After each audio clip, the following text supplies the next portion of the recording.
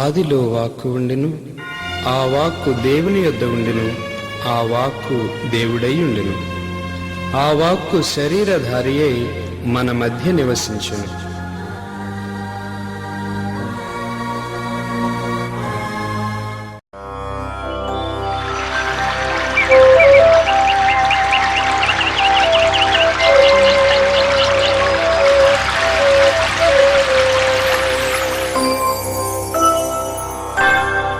దైవ ఉనికిని చాటు నిబంధన మందసమా, దైవ వరములనిచ్చు దీవెన పాత్రమా, సకల వర ప్రసాదములనిచ్చు పరిశుద్ధాత్మమా,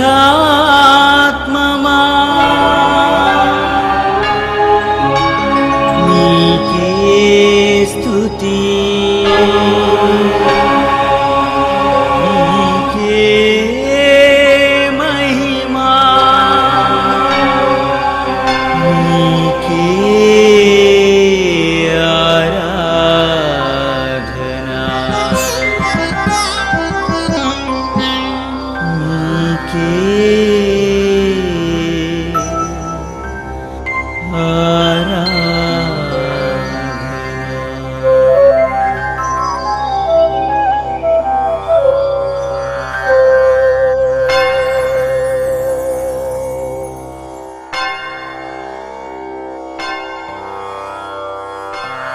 నిబంధన మందసమను ఈ ఆధ్యాత్మిక కార్యక్రమాన్ని వీక్షిస్తున్న మీ అందరికీ శుభాభివందనాలు. త్రియేక దేవుని శుభాశిస్సులు. ప్రభుని యందు ప్రియులగు సహోదరి సహోదరులారా, పోయిన వారము యెహోషువ యొక్క ఎన్నిక గురించి, మోషేకు ఏ విధముగా తోడై ఉన్నాడో అదే విధంగా తోడే ఉంటాను అన్న దేవుని యొక్క వాక్కు గురించి, వాగ్దానం గురించి మనం ఆలకించాం. ఈ రోజున యెహోషువ గ్రంథము 2వ అధ్యాయం నుండి మనము ప్రారంభించుకుందాము. తలలు వంచుకొని ప్రార్థించుకుందాం. కృపా సత్య సంపూర్ణులైన మా దేవ, ఇజ్రాయేలు ప్రజలందరినీ నడిపించటానికి మోషే ప్రవక్త తరువాత మీరు ఎన్నుకొన్నటువంటి యెహోషువను మీరు ఆశీర్వదించారు. ఆయన నాయకత్వములో దేవా, మీరు ఇజ్రాయేలు ప్రజలందరినీ వాగ్దాన భూమిని వశము చేసుకునేలా చేశారు. ఈ రోజున యెహోషువ నాయకత్వంలో ప్రప్రథమముగా యెరికో పట్టణ వినాశనం గురించి తెలుసుకోవటానికి మమ్మలను ప్రేరేపిస్తున్నందుకు మీకు వేలాది స్తోత్రాలు. ఈ యొక్క వాక్కును ప్రకటించుచున్న నన్ను శుద్ధిని చేయండి, ఆత్మ జ్ఞానముతో ముందుకు నడిపించండి. ఆలకించుచున్న ఈ బిడ్డలందరినీ దేవ నూరంతలుగా ఫలింప చేయండి. ఈ మనవులన్నింటినీ మా నాథుడైన యేసయ్య నామమున వేడుచున్నాము తండ్రి, ఆమేన్. ప్రియులారా, యెహోషువ గ్రంథము 2వ అధ్యాయము 8వ వచనం నుండి మనం ఆలకిద్దాము. వేగుల వారు పండుకొనుటకు ముందు వేశ్య మిద్ది మీదకు పోయి వారితో, యావే ఈ దేశమును మీకిచ్చెను, మీరన్నా మాకు భయము కలుగుచున్నది. ఈ దేశ జనులందరూ మిమ్ము చూచి భీతిచే గడగడ వణుకుచున్నారు. మీరు ఐగుప్తు దేశము నుండి వచ్చునప్పుడు మీ ఎదుట యావే ఎర్ర సముద్రమును ఇంకించెను.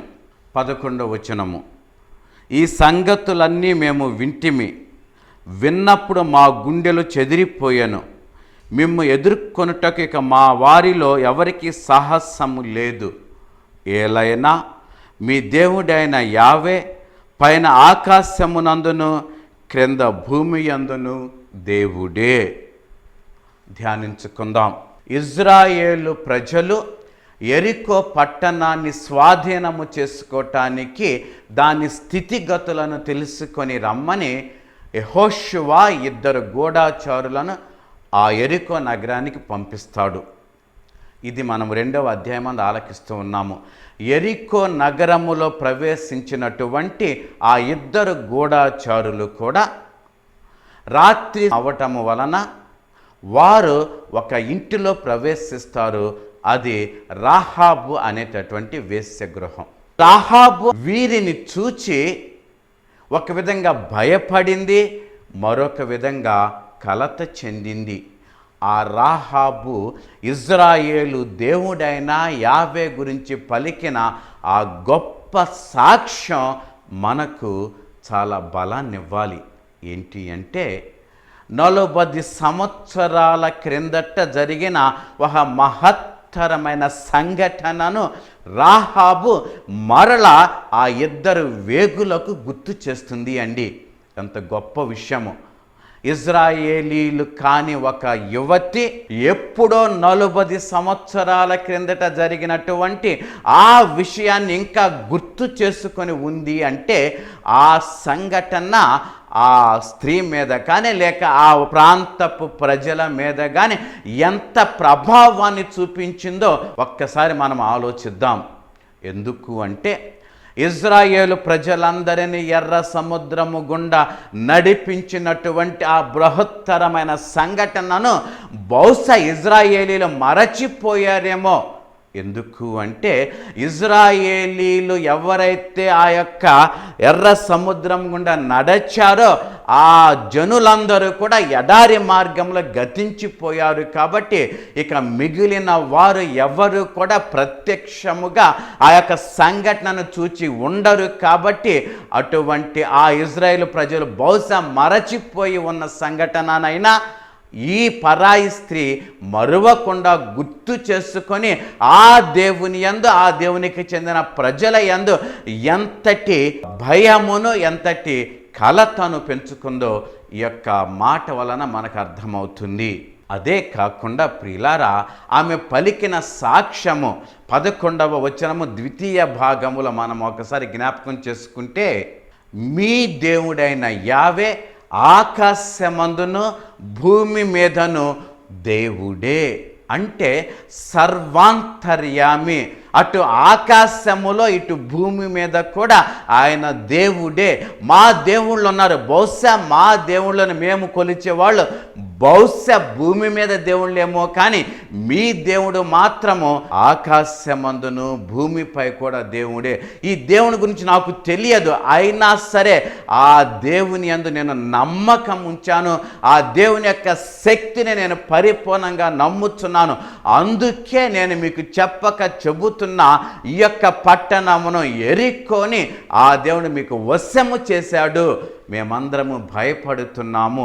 మీరు వచ్చినప్పుడు ఈ యొక్క పట్టణమును జయించినప్పుడు నన్ను జ్ఞాపకం చేసుకోండి, నా కుటుంబమును జ్ఞాపకం చేసుకోండి అంటూ వేగులకు రాహాబు మనవి చేసుకుంది. ఆ మాటలు విన్నటువంటి వేగులు చాలా సంతోషించి ఉంటారు.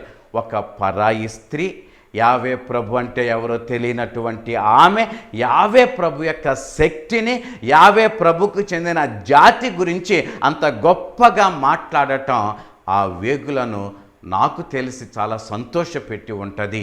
ఈ సమయాన ఒక్కసారి మన విశ్వాస జీవితం గురించి ఆలోచించుకుందాం. మనము మన తాత ముత్తాతల నుండి క్రైస్తవులమేమో, పుట్టినప్పటి నుండి కూడా క్రైస్తవులమేమో, అయినా క్రీస్తు ప్రభునందు మన యొక్క విశ్వాసాన్ని ఒక్కసారి మనం జ్ఞాపకం చేసుకుంటే బహుశా అంత స్థితి మనకు లేదేమో.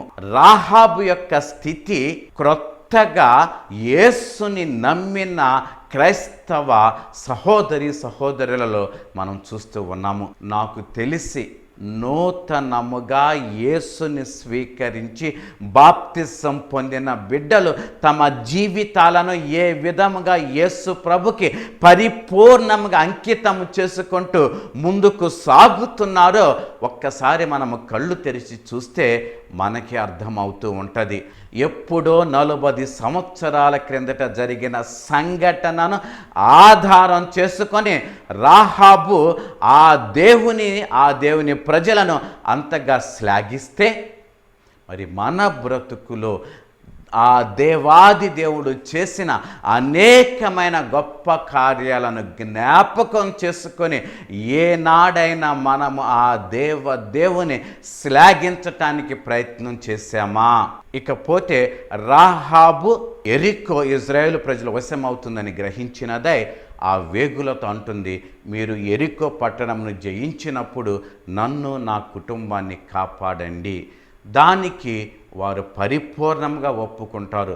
నీవు మా ప్రాణాలను కాపాడావు కాబట్టి, నీ యొక్క రాజ సేవకులు వచ్చినప్పుడు మమ్మల్ని దాచావు కాబట్టి, మేము ఈ యొక్క పట్టణమును జయించినప్పుడు ఖచ్చితముగా నిన్ను నీ కుటుంబాన్ని కాపాడతాము.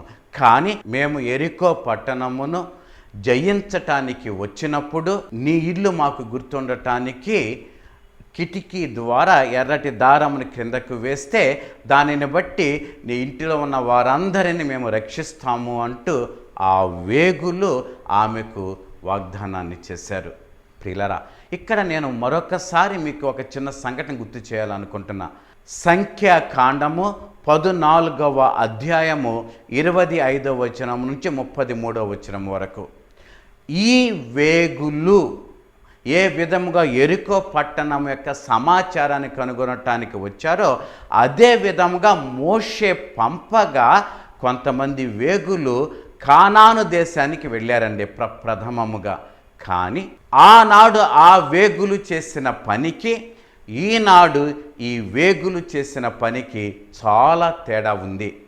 ఆనాడు ఆ వేగులు వచ్చి దేవుని యొక్క స్థితిని తక్కువ చేసి మాట్లాడారు. కానీ ఈనాడు ఈ వేగులు రాహాబు పలికిన సాక్ష్యాన్ని ఆధారంగా చేసుకొని దేవుని యొక్క స్థితిని, దేవుని యొక్క బలమును ఎక్కువగా శ్లాఘించటం జరిగింది. ఆనాడు ఓడిపోతామని చెప్పారు, ఈనాడు మనం ఖచ్చితంగా యెరికో పట్టణాన్ని వశం చేసుకుంటాము అంటూ వేగులు తెలియచేశారు. ఇక్కడ నేను మీకు ఒక విషయం తెలియచేస్తాను. దేవుని యొక్క శక్తి మీద నమ్మకము కలిగిన వ్యక్తులు ఏనాడు కూడా అబాసు పాలు కాలేదు అండి. ఇదొక్కటి గుర్తుంచుకుందాం. కాస్త కష్టాలు వస్తాయేమో కానీ, కాస్త బాధలు కలుగుతాయేమో కానీ, బ్రతుకులో కాస్త ఇబ్బందులు ఎదురవుతాయేమో కానీ, అంతిమ విజయము మాత్రము దేవుణ్ణి అంటిపెట్టుకున్న వారిదే. ఇకపోతే ప్రియులారా, యెహోషువ గ్రంథము 3వ అధ్యాయము 5వ వచనాన్ని మనం ఒకసారి ఆలకిద్దాము. రేపు యావే మీ మధ్య అద్భుత కార్యములు చేయును, కావున మీరు పవిత్రముగా ఉండు అని యెహోషువ ప్రజలకు చెప్పాను. దేవుని యొక్క కార్యాలు మన మధ్య జరగాలి అంటే మనము పవిత్రంగా ఉండాలి అండి. అసలు పవిత్రత అంటే ఏంటి? కొద్దిగా మనం ధ్యానం చేయడానికి ప్రయత్నం చేద్దాము.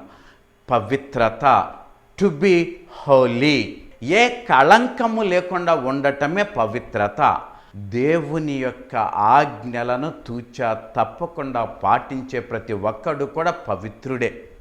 మరి దేవుడు మనకిచ్చినటువంటి ఆ 10 ఆజ్ఞలను పరిపూర్ణంగా పాటించటానికి మనం ప్రయత్నం చేయాలి. దేవుని యొక్క ఆజ్ఞలను పరిపూర్ణంగా పాటిస్తూ దేవుని ఎడల భయభక్తులు కలిగి జీవిస్తామో అటువంటి వ్యక్తే పవిత్రుడు లేక నీతిమంతుడు అని చెప్పుకోవచ్చు. దేవుడైన యావే రేపటి దినాన మీ మధ్య గొప్ప కార్యాలు చేయటానికి సిద్ధపడుతున్నాడు కాబట్టి మీరు పవిత్రంగా ఉండండి. అంటే ఈ రాత్రి కాలమందు కానీ ఇప్పటి నుంచి రేపటి వరకు మీరు ఎటువంటి తప్పు చేయకుండా ఉండాలి. బహుశా మీరేమైనా తప్పిదాలు చేసినా దానికి మీరు ప్రాయశ్చిత్తం చేసుకోవాలి. ప్రియులారా, చాలా మట్టుకు మనం అనుకుంటూ ఉంటాము పవిత్రంగా ఉండటము అంటే శారీరకమైన తప్పు చేయకుండా ఉండటమే పవిత్రంగా ఉండటము అని. అవునండి, తప్పులలో శారీరకమైన తప్పు కూడా ఒక తప్పే. కానీ తప్పు అనేది అది ఒక్కటే తప్పు అనుకుంటే అది పొరపాటే. ఎందుకు చెబుతున్నాను అంటే, దేవుడిచ్చినటువంటి తతిమ 8 ఆజ్ఞలను ప్రక్కన పెట్టేసి మోహ తలంపులు తలంపక ఇందువు కాక, మోహ పాపములు చేయక ఉందువు కాక అన్న ఈ 2 ఆజ్ఞలను పట్టుకొని వ్రేలాడుతూ ఈ 2 ఆజ్ఞలకు వ్యతిరేకంగా చేసిందే పాపము అనేటటువంటి ఒక ఆలోచనతో మనం బ్రతుకుతున్నాం. ఇది పొరపాటు.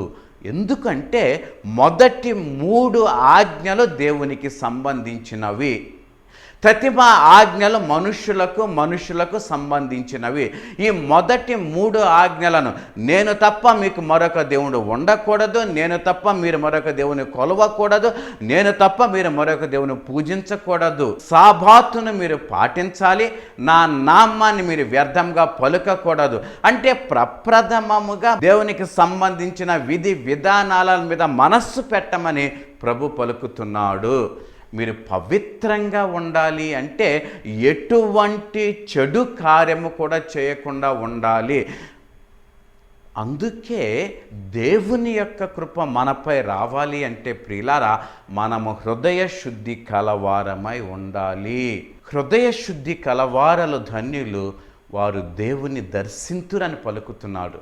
కాబట్టి పవిత్రత అన్నదానికి పునాది ఏంటి అంటే హృదయ శుద్ధి. మన బ్రతుకుల్లో హృదయ శుద్ధి లోపిస్తే మనము దేవుని దర్శించలేము, దేవునికి చెందిన వ్యక్తులుగా ఉండలేము. అందుకే హృదయ శుద్ధి కలవారలు ధన్యులు, వారు దేవుని దర్శింతురు అంటూ మనం అష్టభాగ్యాలు చూస్తూ ఉన్నాము. ఇంకొక చిన్న విషయం మీకు చెబుతానండి. మత్తయి సువార్త 9వ అధ్యాయము 1వ వచనం నుంచి కనుక మనం గమనించినట్లయితే, పక్షవాత రోగిని స్వస్థపరచుట. ప్రభువు పక్షవాత రోగిని స్వస్థపరచటానికి ముందు ఒక మాట అంటాడు, కుమారా నీ పాపములు మన్నించబడ్డాయి. దేవుని యొక్క కృప కటాక్షాలకు మనము లోను కావాలి అంటే ఖచ్చితంగా దేవునికి మనకు మధ్య ఉన్నటువంటి ఆ పాపాలు అనేటటువంటివి వైదొలగిపోవాలి. మనము పవిత్రతను సంతరించుకోవాలి.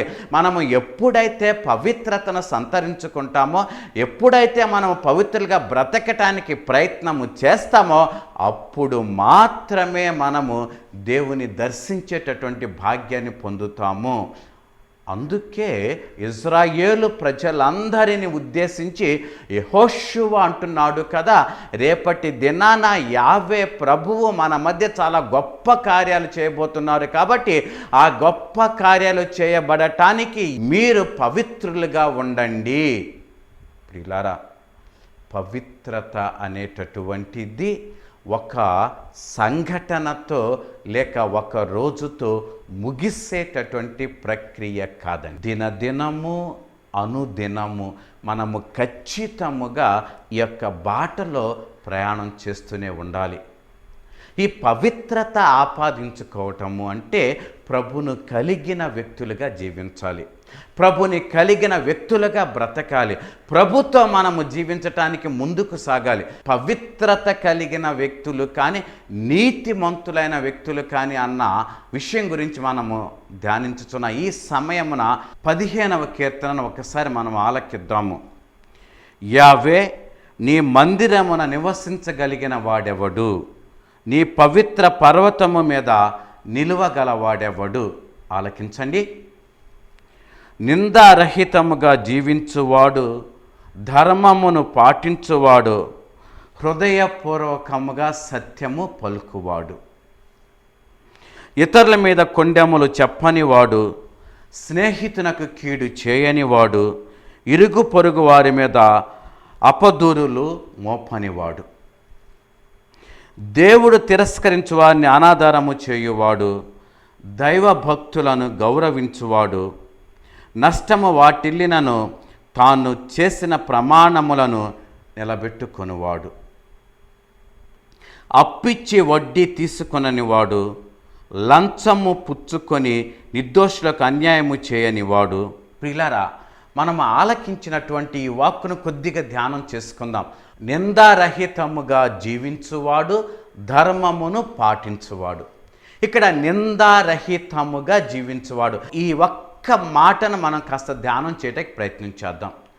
నిందారహితము. మనము నిందలు ఎవరి మీద వేస్తాము? ఎవరైనా తప్పు చేస్తే వారి మీద మనం నిందలు వేస్తాము. అది ఏ తప్పు అయినా సరే అండి. చేసిన దానికి కృతజ్ఞత లేకపోయినా, లేక ఇతరులకు అన్యాయం చేసినా, ఇతరుల గురించి చెడుగా మాట్లాడినా, వీడి ఫలానా ఫలానా ఫలానా, ఈమె ఫలానా ఫలానా ఫలానా అని మనము నిందలు వేస్తూ ఉంటాము. ఈ నింద వేయటానికి కారణం ఏంటి అంటే, అతడు ఏదో ఒక సమయంలో ఏదో ఒక విధముగా ఏదో విధమైనటువంటి తప్పు చేశాడు అని అర్థం. ఆ తప్పు చేయబట్టే ఆ తప్పునే మనము ఉదాహరిస్తూ, ఆ తప్పుని మనము గుర్తు చేస్తూ, ఫలానా సమయాన ఫలానా తప్పు చేశాడు కాబట్టి అతని మీద నిందగా మోపుతూ ఉంటాము. అబద్ధము పలికినా, నరహత్య చేసినా, కొండెములు చెప్పినా, లేక మరొక చేసినా, ఇదన్నీ కూడా నిందలుగా అతని మీద మోపుతాము.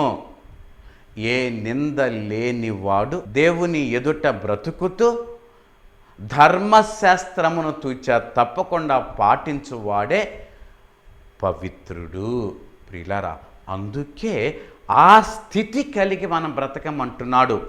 దేవుని యొక్క కృప మనపై రావాలి అన్నా, దేవుని యొక్క కృప మన ద్వారా బహిర్గతము కావాలి అన్నా, దేవుని యొక్క కృపకు మనము లోనవ్వాలి అన్నా, ఖచ్చితముగా మనము పవిత్రమైన జీవితం జీవించాలి.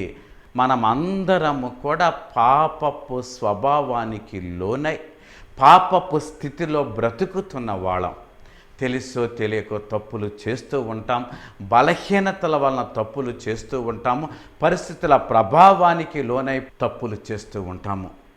కానీ తప్పు చేయటము మానవ సహజం అనకూడదండి. చాలాసార్లు ఈ మాట పలుకుతూ ఉండగా మనం ఆలకిస్తూ ఉంటాం. దానిదే ముందులే మనిషి అన్నాక ఆ మాత్రం తప్పులు చేయకుండా బ్రతుకుతాడా?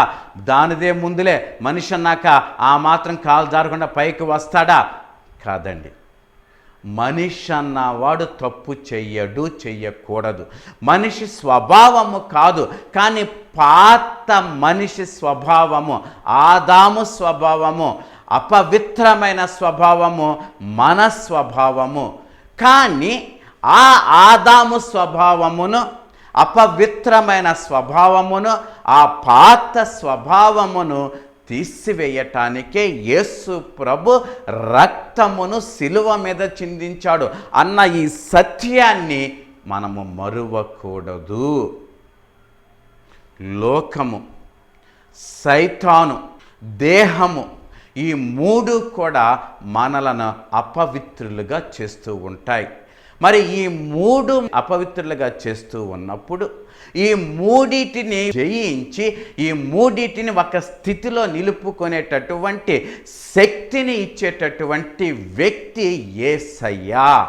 ఆయన సన్నిధికి వెళ్ళటానికి, ఆయన యొక్క సాన్నిధ్యములో బ్రతకటానికి, ఆయనను కలిగిన వ్యక్తులుగా జీవించటానికి మనము ప్రయత్నము చేసిన దినాన పవిత్రమైన జీవితం జీవించటానికి మనకి వీలు పడుతుంది. అలా లేదనుకోండి, మనం సమర్థించుకుంటామండి. మన పనులను మనం సమర్థించుకుంటాం. ఎప్పుడైతే మనం చేసేటటువంటి చిన్న చిన్న తప్పులను మనము సమర్థించుకోవటం ప్రారంభించామో ఒకానొక దశ వస్తుంది. అప్పుడు ఎంత పెద్ద తప్పు చేసినా, ఎంత ఘోరమైన తప్పులు చేసినా వాటిని కూడా మనం సమర్థించుకునే స్థితికి మన బుర్రని, మన మైండ్ సెట్ని తయారు చేస్తాం. అందుకే మొక్కై వంగనిది మురానై వంగున అన్న సామెతను గుర్తు చేసుకుంటూ ఖచ్చితముగా చిన్న చిన్న తప్పిదాలు చేసినప్పుడు దానిని సవరించుకోవటానికి, ఆ తప్పిదాలు చేయకుండా మనకు సహాయపడే అద్వితీయమైన శక్తిమంతుడైన యేసు సాన్నిధ్యానికి వెళ్ళటానికి, అలా వెళ్ళి ఆయన సన్నిధిలో ప్రార్థనాపూర్వకంగా వేడుకోవటాన్ని మనము నేర్చుకుందాము. రేపటి దినాన మన మధ్య దేవుడు గొప్ప కార్యం చేస్తున్నాడు. అందుకే మీరు పవిత్రంగా ఉండండి అని యెహోషువ పలికిన మాట ప్రకారము రాబోవు దినాలలో, లేక ఈ దినము నుండే దేవుడు మన మధ్య, మన బ్రతుకులో గొప్ప కార్యాలు చేస్తున్నాడు, చేయటానికి సిద్ధంగా ఉన్నాడు. కాబట్టి మనము పవిత్రులుగా ఉందాము. తల వంచుకొని ప్రార్థన చేసుకుందాం. కృపా సత్య సంపూర్ణులైన మా దేవ, ఈనాడు యెహోషువ ద్వారా మాకు ఎరుకపరిచినటువంటి సత్యాల నిమిత్తము మీకు వేలాది స్తోత్రాలు తండ్రి. ఈ సమయములో దేవా, మమ్మల్ని పవిత్రులుగా జీవించమంటున్నారు. మేము పవిత్రులుగా ఎలా బ్రతకాలో మాకు నేర్పండి. దైవాజ్ఞల ప్రకారము, ధర్మశాస్త్రము ప్రకారము, దైవ వాక్కు ప్రకారము నడిచేటటువంటి ఆవశ్యకతను, అవసరాన్ని మాకు ఎరుకపరచండి. నీ వాక్యము నా పాదములకు దీపము, నా త్రోవకు వెలుగు అని మీరు కీర్తనకారుడి ద్వారా మాకు ఎరుకపరుస్తున్న విషయాన్ని మరువక, మీ వాక్యపు వెలుగులో మా బ్రతుకులను సవరించుకొని పవిత్రమైన జీవితము జీవించటానికి, తద్వారా మీ యొక్క కృపకు మేము పరిపూర్ణులుగా లోనవ్వటానికి, మీ యొక్క కృపను మా ద్వారా బహిర్గతము చేసి మీకే ఘనత, మహిమ, కీర్తిని చేకూర్చటానికి మమ్మలను మీరు ఉపయోగించుకోండి. దేవా, ఈ యొక్క ప్రసారాలకు చేయూతనిస్తున్న ప్రతి బిడ్డను మీరు ఆశీర్వదించండి. వారు చేయుచున్న పనులను, వారి వ్యాపారములను, వారి కుటుంబములను మీరు ఆశీర్వదించి వారు నూరంతలుగా ఫలించేలా చేయమని మా నాథుడు, మీ ప్రియ కుమారుడైన యేసయ్య పవిత్ర నామమున వేడుచున్నాను తండ్రి. ఆమేన్. సర్వశక్తుడు, దయామయుడైన పిత, పుత్ర, పవిత్రాత్మ సర్వదా మిమ్ము దీవించి మీకు తోడై ఉందురుగాక. Amen. Thank you and God bless you. సువార్తను ప్రకటించు వారి పాదములు సుందరమైనవి. ఈ సువార్త పరిచర్యలో మీరు భాగస్థులు కాదలిచిన 9989113222 నంబరును సంప్రదించగలరు. ప్రభువు మిమ్ము దీవించుదురుగాక. యేసయ్యా నీ పాదాల చెంత ఒక్కింత చోటి అయ్యా,